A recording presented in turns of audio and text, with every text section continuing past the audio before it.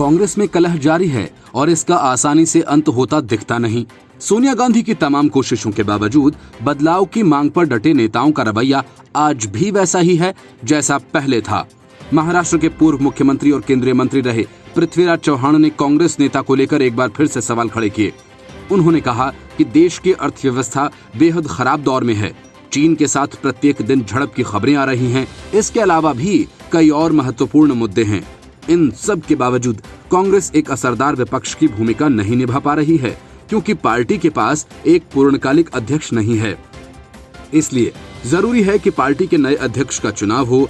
7 अगस्त को कांग्रेस की अंतरिम अध्यक्षा सोनिया गांधी को एक खत लिखा गया था। इसमें कई सदस्यों ने अपने हस्ताक्षर किए थे और पार्टी के लिए एक फुल टाइम एक्टिव और हमेशा मौजूद रहने वाला अध्यक्ष बनाए जाने की मांग की थी। पृथ्वीराज चौहान उन्हीं सदस्यों में से एक हैं। पृथ्वीराज चौहान ने कहा कि 2019 लोकसभा के बाद राहुल गांधी ने अचानक ही हार की जिम्मेदारी लेते हुए अध्यक्ष पद छोड़ दिया। उनके अध्यक्ष पद छोड़ने का नुकसान ये हुआ कि पार्टी लोकसभा चुनाव में मिली हार की समीक्षा नहीं कर पाई, क्योंकि तब हमारे पास लीडरशिप नहीं थी। बाद में सोनिया गांधी अंतरिम अध्यक्ष जरूर बनी, लेकिन उनके स्वास्थ्य को देखते हुए ये उम्मीद नहीं की जा सकती कि वो हमेशा कार्यकर्ताओं के लिए मौजूद रहें और काम करती रहें।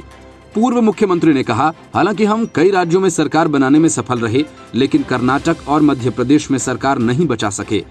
इसलिए हम लोगों ने सोचा कि पार्टी को एक फुल टाइम लीडरशिप की जरूरत है और इसलिए अपनी बात रखी।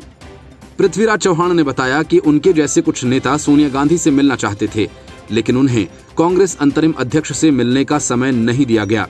इसलिए उन्होंने 7 अगस्त को एक खत लिखकर उनके सामने रखा। उन्होंने कहा कि इस खत को गांधी परिवार विरोधी बताकर एक प्रोपेगेंडा फैलाया गया, क्योंकि हमने गांधी परिवार से अलग पार्टी अध्यक्ष बनाने की मांग नहीं की थी। चौहान ने कहा कि अगर राहुल गांधी जिम्मेदारी लेने को तैयार हैं, तो इससे बेहतर कुछ भी नहीं हो सकता है, लेकिन वो अभी ऐसा नहीं करना चाहते। सोनिया गांधी स्वास्थ्य संबंधी समस्या की वजह से अपना पूरा समय नहीं दे सकती हैं। इसलिए हमने वर्किंग पार्लियामेंट्री बोर्ड की मांग रखी थी, जो पिछले कई सालों से नहीं है। इसमें क्या गलत है? इसमें क्या गलत मांगा? उन्होंने कहा कि हमें उम्मीद थी कि कांग्रेस वर्किंग कमेटी की बैठक में खत पर चर्चा होगी, लेकिन इस बैठक में खत पर हस्ताक्षर करने वाले केवल 4 नेताओं को बुलाया गया और इस खत पर बात ही नहीं हो सकी। हमें उम्मीद थी कि खत लिखे जाने के बाद इस पर खुली चर्चा होगी, लेकिन हम पर कई आरोप लगाए गए। ज्यादातर नेताओं ने बिना खत पढ़े ही हम पर हमला बोल दिया।